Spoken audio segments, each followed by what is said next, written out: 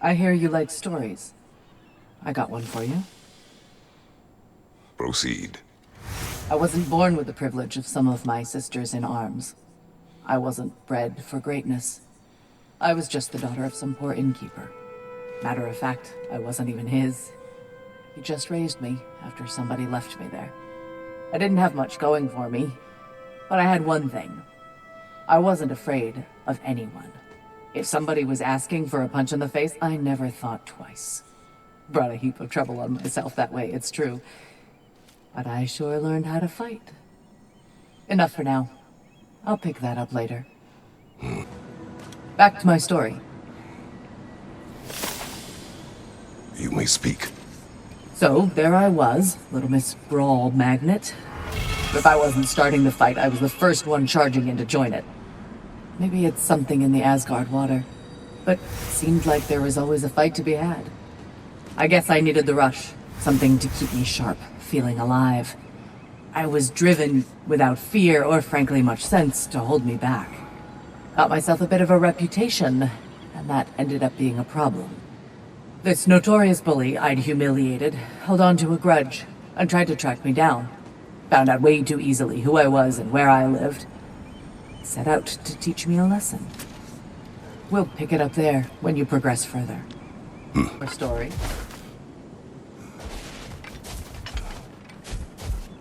I will hear. So, the bully with a grudge. He comes to the inn in the dead of night, chucks a bottle of fire through the window, sets the whole place ablaze. The coward thought I was inside in bed, but luckily I was just getting home. I saw the flames shoot up and surround where my father was sleeping. Well, this wasn't going to be the day I started hesitating. I charged into the fire and dragged him out. Not unscathed exactly, either of us, but alive. And if I was too angry and fearless for my own good before, now, well, I charged right into that bastard's lair, me against his whole gang. Honestly, I had no business coming out of that alive. As it turned out, I came out of there with a job. But we'll get to that next time. Ready for a little more of my life story? I am listening.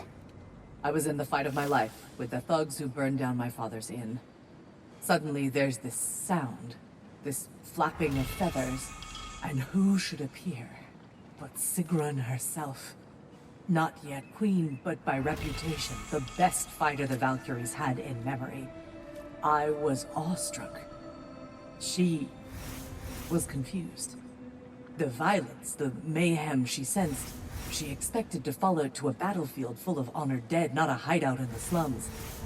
I apologized to her for not sending worthier souls to Valhalla, and Sigrun offered to take me under her very impressive wing. But we'll cover that part next time, all right? Proceed.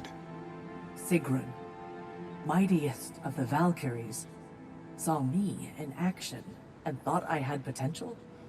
Wanted to train me in the ways of the sisterhood. But I wasn't so sure. A knack for violence is one thing, but serving a higher cause, taking on the responsibility of choosing the slain, me, Gunnr of Blackheart Alley? For once, I hesitated.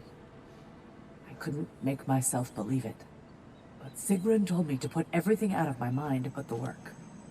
Mastering each new skill. Discovering what I was truly capable of through discipline and focus. Letting excellence be its own reward really opened my eyes. But we'll wrap it up next time, okay? How about we finish up my story? Continue. Last time I was telling you how Sigrun helped me harness my anger and hone my skills.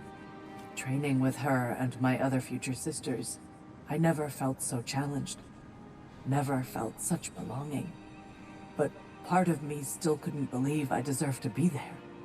All that community and purpose and meaning could be mine.